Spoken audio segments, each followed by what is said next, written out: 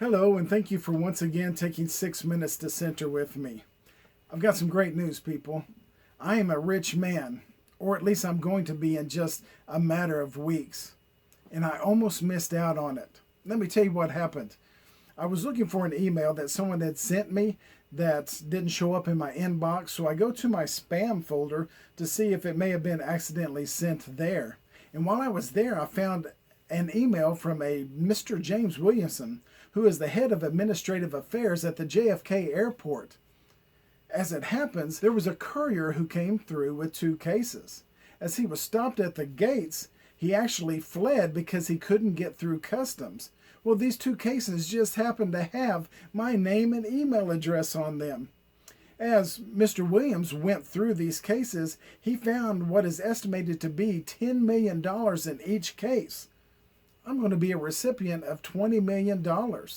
And it didn't stop there. As I scan through more emails, I see a cornucopia of things that I could have missed out on. Dr. Chen-Lei Pui has given me $15 million. There's another $10.5 million from a former UN ambassador. I am going to get $6.5 million just to donate to a church. And actually the list goes on and on.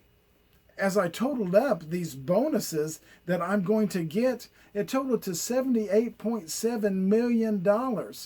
And so I've decided that I'm probably going to be moving to the beach, buying a beach house, and then I will just send you some video messages with the beach in the background.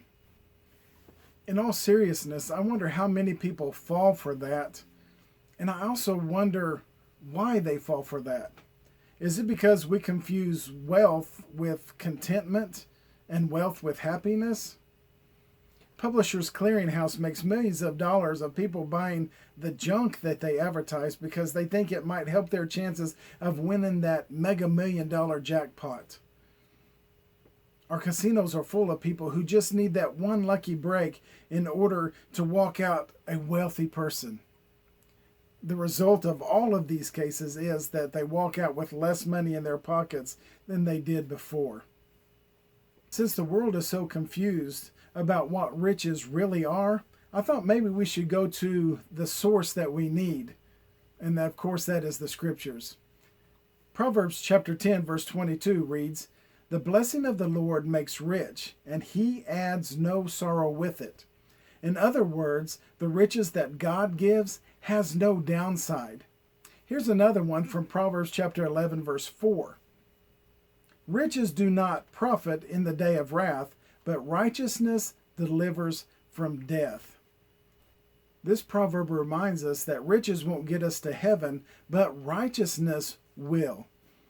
Over and over as we look at riches in the Bible, we see a common theme that the riches on earth are nothing compared to the riches in heaven. 2 Corinthians chapter 8 verse 9 reminds us what real riches are. "For you know the grace of our Lord Jesus Christ, that though he was rich, yet for your sake he became poor, so that you by his poverty might become rich." You see, true riches is being loved by God. True riches is understanding his grace in our lives. Ephesians chapter 2 verses 14 through 20 gives us an example of where we can really find riches.